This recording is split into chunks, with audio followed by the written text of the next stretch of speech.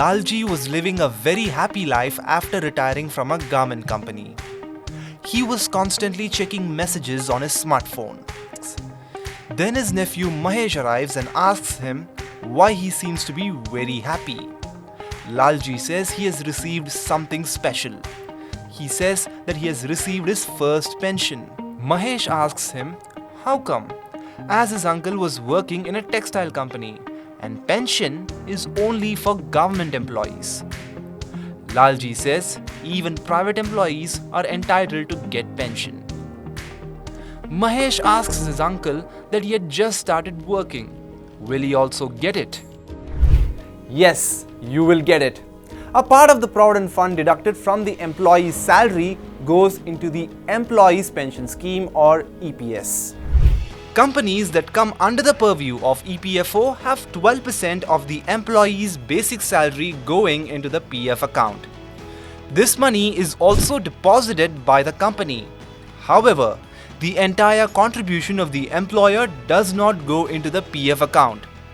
Out of 12%, 8.33% is deposited in the EPS and 3.67% goes into the employee's PF account. The government also contributes 1.16% to the EPS account. This contribution is made on the basic salary of up to 15,000 rupees.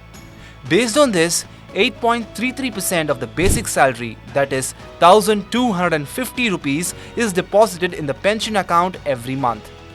In addition to this, the government's contribution of 1.16%, that is 174 rupees, will also be deposited. In any case, the government will not contribute more than this. Currently, the annual interest on the deposited money in the PF account is 8.1%. Now it is clear how much money is deposited in the PF and how much in pension accounts. But there's a catch. Employees who were members of EPFO before September 1, 2014 can contribute to the pension scheme on their entire basic salary if they wish to. For this, they need to fill a joint declaration form with the organization's consent and submit it. Such employees can choose the higher pension option until May 3, 2023. Now the question is, when will the pension be received? If Mahesh works for at least 10 years and he contributes to the EPS account, he will be eligible for the pension. He will start receiving pension after the age of 58. However, Mahesh can also apply for a pension at the age of 50, but he will receive a lower pension than what he would get if he applies when he turns 58. Knowing this, Mahesh asks his uncle how much pension would he get. Lalji says there's a formula for it. The amount of pension depends on the employee's length of service and basic salary. If an employee completes 20 years of service, 2 years are added as a bonus. The calculation is rounded off to the nearest year. If the pensionable service is 9 years and 6 months or more, it will be considered as 10 years. The service period of less than 6 months is ignored.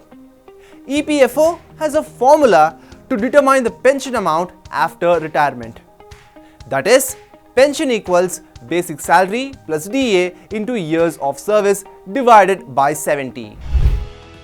If Mahesh's average salary for the first 5 years is 15,000 rupees, if his total service period is 21 years, then he will receive a pension of 15,000 multiplied by 21 divided by 70, which is 4,500 rupees per month. The minimum and the maximum pension amount under EPF 95 are currently 1,000 and 7,500 rupees respectively. Money can be withdrawn from PF account for important purposes at any time. This is regardless of whether your job tenure is 1 year or 10 years. While switching jobs, PF balance is transferred from one account to another. If the job tenure is less than 9 years and 6 months, then the money can also be withdrawn from the EPF account.